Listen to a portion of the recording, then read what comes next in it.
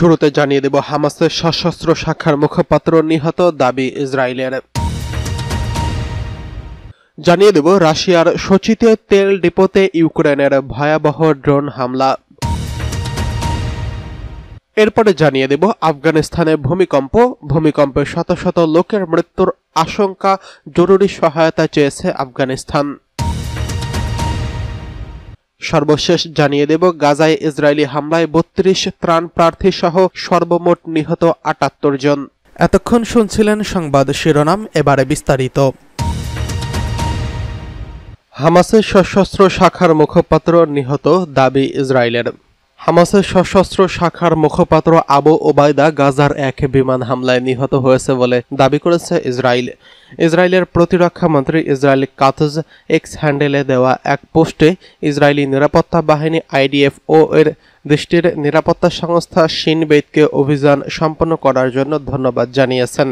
অভিযানের বিষয়ে বিস্তারিত কিছু জানাননি তিনি, তবে আইডিএফ এর আগে জানিয়েছিল শনিবার হামাসের গুরুত্বপূর্ণ এক নেতাকে লক্ষ্য করে তারা আল রিমাল এলাকায় হামলা চালিয়েছে। ইসরায়েলি গণমাধ্যম তখনই জানিয়েছিল যে আবু ওবায়দা হয়তো লক্ষ্যবস্তু ছিলেন। হামাস এখনও তার মৃত্যুর বিষয়টি নিশ্চিত করেনি। এর আগে ফিলিস্তিনি এই সশস্ত্র সংগঠন বলেছিল ওই এলাকায় আবাসিক ভবনে ইসরায়েলি হামলায় বহু বেসামরিক মানুষ নিহত এবং আহত হয়েছেন। রোববার ইসরায়েল কাতজ সতর্ক করে বলেন, গাজায় অভিযানের গতি বাড়ার সঙ্গে সঙ্গে আবু ওবায়দার সহযোগীদের অনেককেই টার্গেট করা হবে। এটি গাজা সিটির নিয়ন্ত্রণ নেওয়ার জন্য সদ্য অনুমোদিত ইসরায়েলের পরিকল্পনার ইঙ্গিত। আইডিএফ এবং শিন বেত শনিবারের হামলা সম্পর্কে আরও বিস্তারিত জানিয়ে বলেছেন, শিন বেত এবং আইডিএফ এর গোয়েন্দা বিভাগ যেই আগাম তথ্য সংগ্রহ করেছিল তার ভিত্তিতেই হামাসের মুখপাত্র লুকিয়ে থাকার জায়গা শনাক্ত করা সম্ভব হয়। এদিকে রাশিয়ার সোচিতে তেল ডিপোতে ইউক্রেনের ড্রোন হামলা। রাশিয়ার কৃষ্ণ সাগর উপকূল ঘেঁষা শহর সোচির কাছে একটি বিশাল তেল ডিপোতে অগ্নিকাণ্ডের ঘটনা ঘটেছে। এই অগ্নিকাণ্ড ইউক্রেনের ড্রোন হামলার কারণে হয়েছে বলে দাবি করেছে রুশ কর্তৃপক্ষ। এই ঘটনার পর সোচির নিকটবর্তী বিমানবন্দর থেকে সব ধরনের ফ্লাইট স্থগিত করা হয়েছে। ক্রাসনোদার অঞ্চলের গভর্নর এক টেলিগ্রাম পোস্টে জানিয়েছেন, একটি ড্রোনের ধ্বংসাবশেষ একটি ট্যাঙ্কের জ্বালানি ট্যাঙ্কে আঘাত হানে। আগুন নিয়ন্ত্রণে ১২৭ জন দমকল কর্মী কাজ করছেন। এদিকে ইউক্রেনের দক্ষিণাঞ্চলীয় শহরে রাশিয়ার ক্ষেপণাস্ত্র হামলায় ঘরবাড়ি এবং বেসামরিক স্থাপনাগুলো ধ্বংস হয়েছে বলে জানিয়েছে স্থানীয় কর্মকর্তারা। এই হামলায় অন্তত ৭ জন বেসামরিক ব্যক্তি আহত হয়েছেন। ইউক্রেনের জরুরি সেবা বিভাগ জানিয়েছে আহতদের মধ্যে ৩ জনকে হাসপাতালে ভর্তি করা হয়েছে। রুশ কর্তৃপক্ষ জানিয়েছে সোচির তেল শোধনাগারে ড্রোন হামলাটি ছিল ইউক্রেনের একাধিক হামলার অংশ। এছাড়া রায়াজান, পেনজা, ভোরনজ শহরের বিভিন্ন স্থাপনা লক্ষ্য করে ড্রোন হামলা চালানো হয়েছে।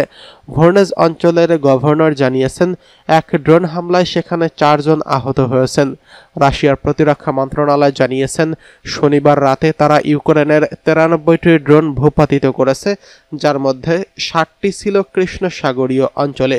অন্যদিকে ইউক্রেনের বিমান বাহিনী জানিয়েছে রাশিয়া 83টি ড্রোন অথবা 76টি ড্রোন এবং 7টি ক্ষেপণাস্ত্র ছুড়েছিল, যার মধ্যে 61টি ভূপাতিত করা হয়েছে। তবে 16টি ড্রোন এবং 6টি ক্ষেপণাস্ত্র ইউক্রেনের 8টি স্থানে আঘাত হানে।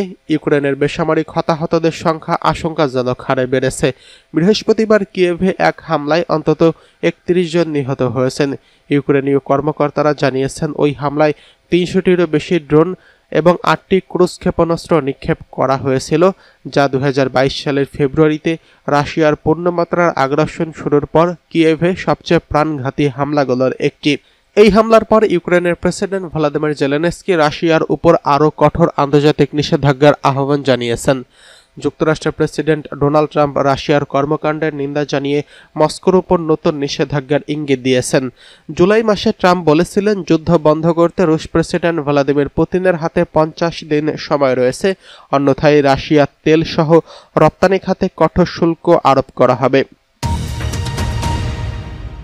আফগানিস্তানে ভূমিকম্প, আন্তর্জাতিক সাহায্যের আবেদন জানিয়েছে তালেবান সরকার। আফগানিস্তানে ভয়াবহ ভূমিকম্প আঘাত হেনেছে, এতে কমপক্ষে 20 জন নিহত হয়েছেন। রেক্টার স্কেলে এই কম্পনের মাত্রা ছিল 6।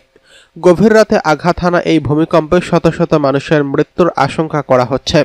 এছাড়া বিধ্বংসী এই ভূমিকম্পের জেরে পুরো গ্রাম চাপা পড়েছে ধ্বংসস্তূপে।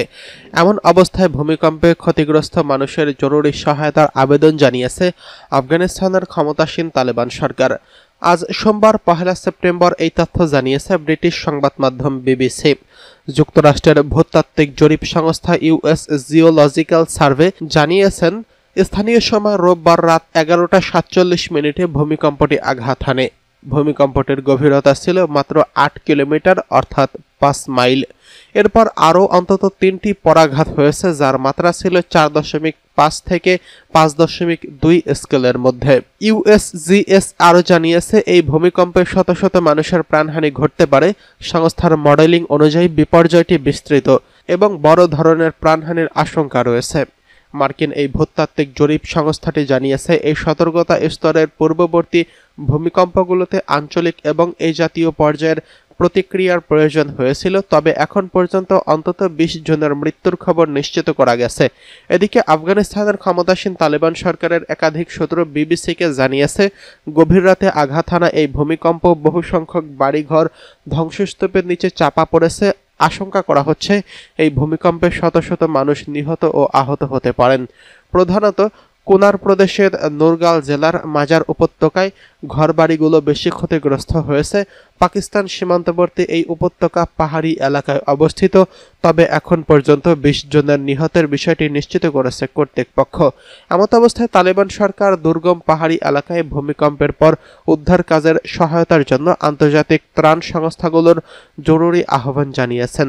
কুনার প্রদেশের পুলিশ প্রধান বিবিসিকে জানিয়েছেন, বন্যার প্রবল এবং ভূমিকম্পের পরবর্তী ভূমিধসে সড়ক পথ বন্ধ হয়ে গেছে, ফলে উদ্ধার অভিযান চালানো সম্ভব হচ্ছে না। এটি শুধুমাত্র আকাশপথে করা যাবে। তালেবান কর্মকর্তারা বলেন, তাদের হাতে পর্যাপ্ত সম্পদ ও সরঞ্জাম নেই, তাই ক্ষতিগ্রস্ত এলাকায় পৌঁছতে হেলিকপ্টার সহ আন্তর্জাতিক সহায়তা প্রয়োজন। এদিকে গাজায় ইসরায়েলি হামলায় 32 ত্রাণ প্রার্থী সহ নিহত 78 জন। ফিলিস্তিনের অবরুদ্ধ গাজা উপত্যকার গাজা সিটির নিয়ন্ত্রণ নিতে অভিযান জোরদার করেছে ইসরায়েলি সেনারা।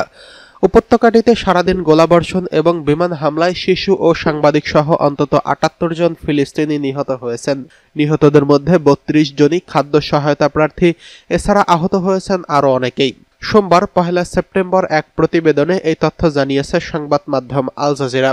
সংবাদ মাধ্যমটি বলছে, গাজা সিটির নিয়ন্ত্রণ নিতে প্রায় 10 লাখ ফিলিস্তিনিকে দক্ষিণে জোরপূর্বক সরিয়ে দিতে অভিযান জোরদার করেছে ইসরায়েল। রোববার ভোর থেকে সারা গাজা উপত্যকায় অন্তত 78 জন নিহত হয়েছেন। এর মধ্যে 32 জন খাদ্য সংগ্রহে বের হয়েছিলেন। ফিলিস্তিনি সিভিল ডিফেন্স জানিয়েছে, রোববার ইসরায়েলি গোলাবর্ষণে আল কুদস হাসপাতালের কাছে তাঁবুতে আগুন ধরে যায়। রিমাল এলাকায় একটি আবাসিক ভবনে হামলায় অন্তত 5 জন নিহত এবং 3 জন আহত হয়েছেন।